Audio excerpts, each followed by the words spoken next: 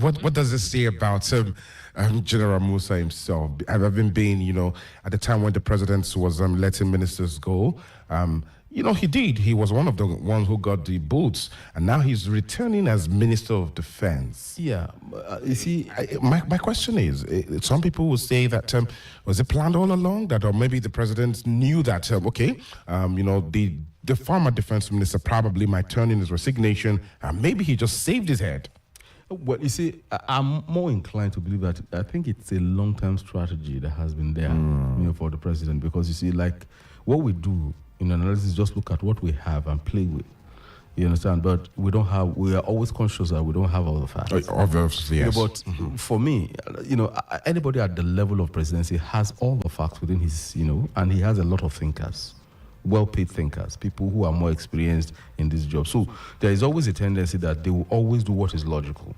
So the logical submission for me, from this standpoint, is to feel that, to say that, and also think that it's a long-term strategy. Now, let us look at it from this angle. Have you noticed that there is a different configuration now in the defense architecture, that is in terms of recruitment, the upper echelon? Now, under President Muhammadu Buhari, who, in my opinion, I have repeatedly stated, bungled, bungled our security architecture, as far as I'm concerned, you see a situation where the top offices are peopled by people from his own ethnic stock. Now you have a radically different thing. And putting a Southern Kaduna Christian as the Minister of Defense says a lot about how shrewd President Bola Tinubu is. It says a great deal. I was still going to ask you. Yeah, very, that means he's very, very sensitive, but he's only taking his time. And for me, this is a masterstroke. Do you think the president is handling the security issues differently than we've seen in time past under this administration?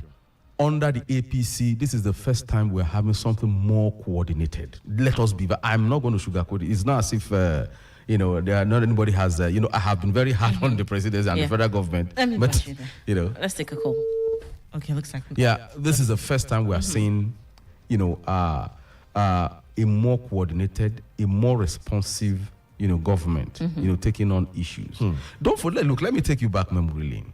When the killing started, what was the presidency saying? That is farmer headers clash. That Nigerians should accommodate their neighbors. That was what the president, coming from the late president then. You understand? In fact, and there were even reports that the president was always unreachable when governors call out to him, because you need to deploy the GOCs, and it's only the commander-in-chief that can do that. You understand? So that was why the thing first started. Apparently he wasn't... Do we have a call? Yes, we do. Okay. Hello, good morning. Good morning. Good morning. Good morning to you. What is your name and where are you calling from, please? I'm Taye Aliyu, and I'm calling from Zango. All right, Taye Aliyu. Please go ahead with your comment. Yeah. I think I would like to agree with Mr. Nicholas, your guest analyst this morning. The choice of General Christopher Musa is a welcome development, given his vast, extensive military experience. Actually, a seasoned retired military officer. We all know what he did as an operational commander for the Headlinne, yeah. And his operational success there for his troops and other officers was a thing of joy for Nigeria. And also given the fact that he's a strategic leader, by listening to his interview with Al Jazeera, and you can see that his focus, his reasoning is on point. He has innovative ideas on how to push Nigeria forward, especially in the defense circle. He's also known for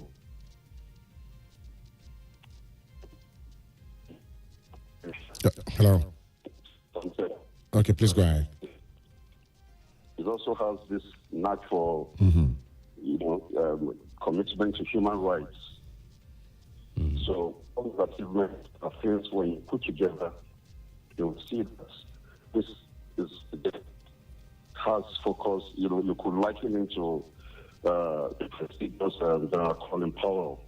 And I see him as the right choice for that position, and probably God helping him trying to avoid the political intrigues in Nigeria, because it's one thing to be a general soldier, it's command structure, but now coming into the political circle, we could have some encumbrances.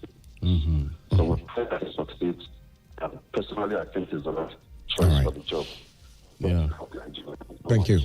Thank you so much, Taye Aliyu. I was just going to ask you now that as a general, he's coming into the political terrain. Do you think, as a general, do you think he's something that he can easily navigate through the politics of it?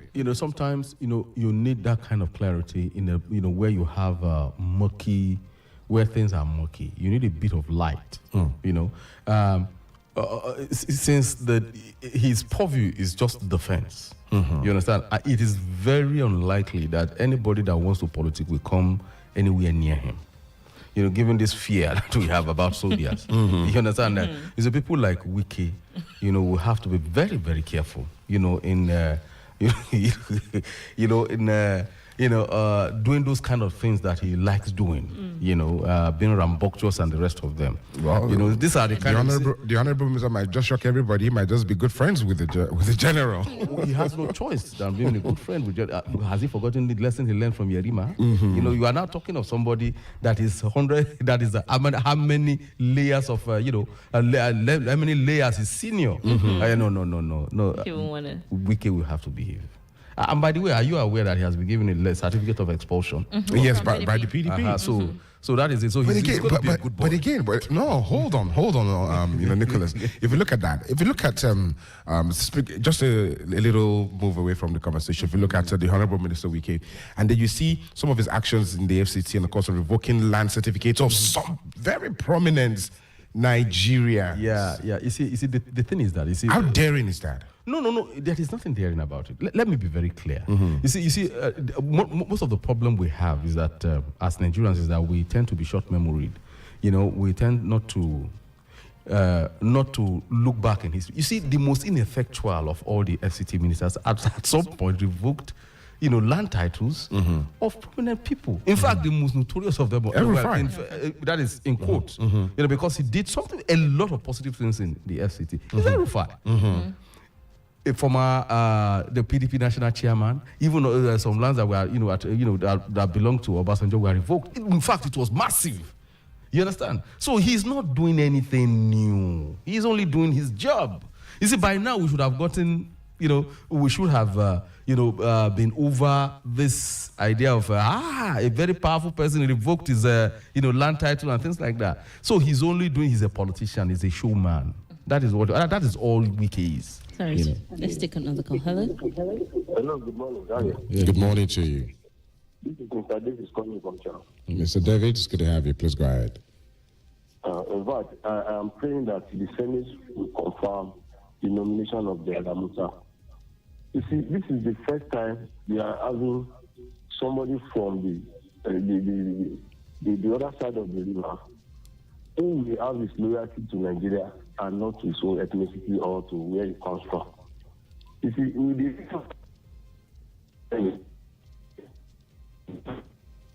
oh my days. Yeah. Mr. Davids, are you there? Oh, okay.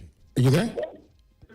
Okay, please, maybe you can try another position and, of course, you get a clear line of communication, and then you try the number again, please. We're just trying to just hear what he was saying. He was saying something like, this is the first time we're seeing somebody who is away, who is not going to be biased on his, ethnicity, but again, somebody who puts Nigeria first. You see, look, don't let's go there. You see, sometimes bias is good. In this instance, I think I want Christopher Musa to be very, very biased.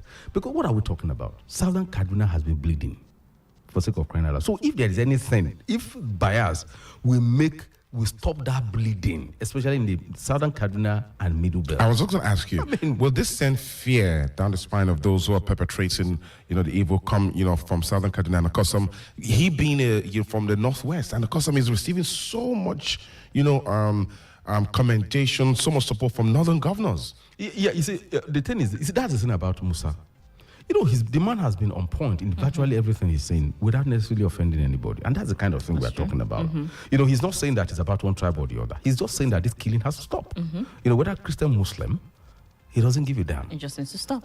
It needs to stop. And he goes after he's doing, in fact, while he held sway, you will see pointed efforts at trying to, get the people that were perpetrating this thing. And you were seeing results.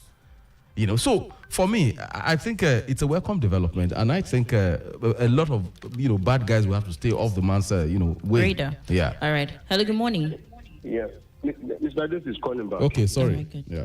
You see, what I am saying is that this is a man who does not believe in religion or tribal sentiment.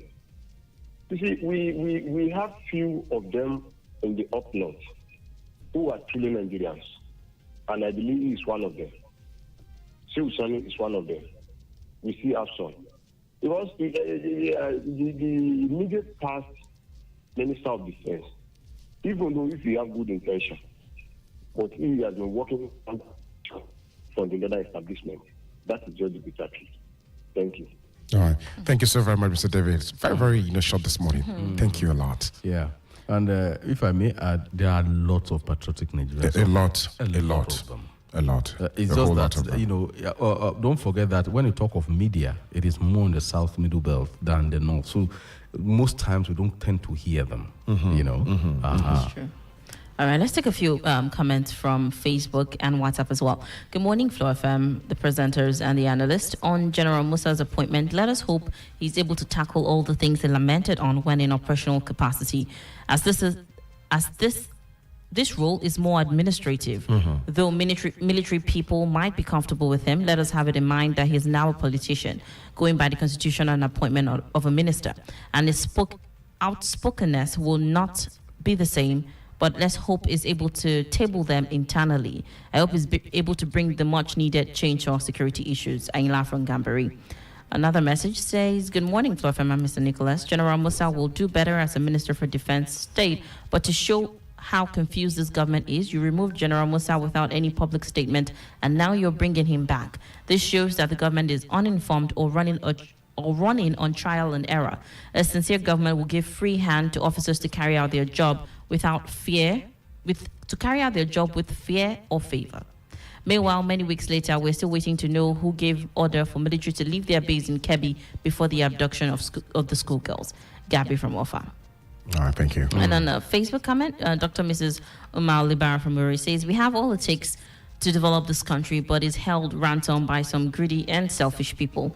Good leadership is a luxury in Nigeria. We live a life of lies and deceit. That is Nigeria for us. A country where extravagance and looting have become fashionable among public holders. A country where evil has allowed to bestride and ravage our polity unchallenged. The poor masses are always at the receiving end all the time. When it comes to belt tightening, it is for them. Austerity measure is for them. But when it comes to sacrifice, it is for the masses. Who led us here? All right. Yeah. One last message before you make your comment. Good morning to everyone in the house. Being a general is different from having a political appointment. Do not expect much from him. For those who will be controlling is on ground already. Sunday Agumbiadi. All right. Think about that. Yeah, well, I just want to pick on those two, that last comment and that other one that said that is a trial, Trial. Why was it let go? These are legitimate concerns, but again, you see, the military hierarchy is still subject to the political order. That is the thing. That is the reality of democracy. The military chiefs have to subject themselves to the political appointees who are directly responsible, who report to the president. So now, what is the role of a minister? The role of the minister is to interpret the policy of Mr. President, where the defense is concerned, where defense matters are concerned. So when you have a chief or a CEO operating on the basis of the mandate given to the president. You have one of your own, that is the military, within that place where decisions and policies are being made. It is to your advantage. So probably, like we said, it could have been something that the president has seen. Like I said, there were lots of things that outside President Tinubu might not have seen. But when he gets in, when he's updated with security details, with a lot of historical facts, things that are hidden from the public, and of course there are certain things that he will have to do. He will have to start to do, he will have to start operating on trial by error, like that man said. And which is not to say that he's not prepared. But it's just that from that standpoint, there are certain things that you are not privy to. Then don't forget, there was this interview. Actually, I thought it was a big minus for Tinubu at the time, Najatu Muhammad, that very fiery northern woman, she was saying something about Tinubu. Actually, she believed she was demarketing, but with the benefit of hindsight, I think it was a very big plus for Tinubu. He said President Tinubu called him to London, where they had a discussion, and he said, "Okay, what do you have for the North with this insecurity and the rest of them?" Tinubu said that he has no plan. That if he has a plan now, they could kill him. You understand? Now, I remember that interview. You remember that interview? I remember the interview. Now, you see, at that time, it was campaign period. You would think that President Bola Ahmed Tinubu had no plans whatsoever, that he just wants to blunder his way through. You understand? But with benefit of hindsight, I think that President Tinubu appears to have played his card close to his chest, not giving anything away. Now, he's beginning to show his hand. And I can assure you that a lot of people who are behind all this insurgency are panicking. This is my take. You understand? This is just me. This is what the facts suggest to me. All righty. Thank you, Nicholas. 0807 777 9927. Well, let's quickly touch on a few other stories. We're hearing that the PDP Honorable Minister and then some other persons have been issued expulsion letters. And that's a new one. That's a new one. You didn't expect that to happen? I don't think it's ever happened. It's never happened. It's never happened before. We know of a certificate of return. We know of a when you come on board, you give you certain certificates in the board. The certificate of that's a new one. And that's a new one from the PDP actually. And going to Wiki, I was one of the recipients. That about makes my day. Yeah, I go with Wiki again. So what do you think your response would be? The people that were expelled? An association said they don't want you. What's there to say? But again, you accept the certificate and move on with your life. Nicholas, this convention is being challenged in court. Wiki has this faction where they also sacked, the other faction as well. They might be preparing their own certificate of expulsion as well to present. Let them. Who knows? Let them.